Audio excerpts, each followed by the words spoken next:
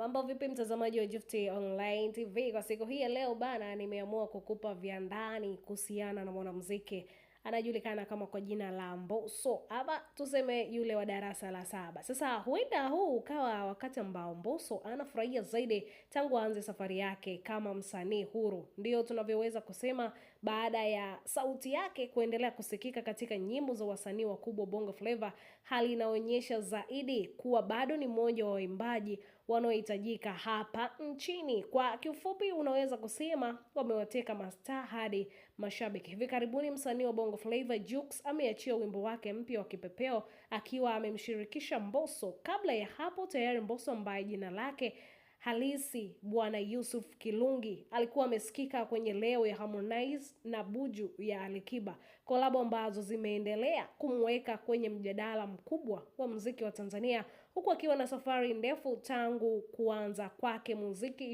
2013.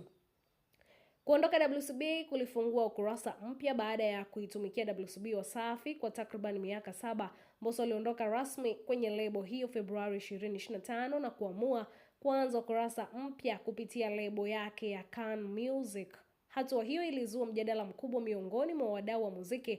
Wapo walioamini angeendelea kufanya vizuri kutokana na kipaji chake, huku wengine wakisubiri kuona kama angeweza kuhimili ushindani akiwa nje ya moja ya lebo kubwa zaidi Afrika Mashariki. Lakini kolabo zikaanza kumiminika kama maji, ama tuseme kama mvua. Bado akiwa anazindua Room namba 3, jambo moja alilianza kujitokeza wazi. Mbosso akaanza kuonekana mara kwa mara katika nyimbo za wasanii wakubwa wa Bongo Flava. Mwaka 25 alishirikishwa na Harmonize kwenye nyimbo wa Leo, collabo iliyompeleka vizuri na mashabiki. Mwaka 2026 akafuatia Alikiba kupita wimbo wa Buju, lakini kazi hiyo haikulinganisha sauti mbili ambazo mashabiki walikuwa wakisubiri kwa muda mrefu kuzisikiliza pamoja. Na sasa Mbosso ameungana na Jux kwenye Kipepeo, wimbo unaotarajiwa kuongeza rekodi nyingine kubwa zaidi ya mafanikio katika orodha ya kolabo zake. Mwendelezo huu unaonyesha wazi kuwa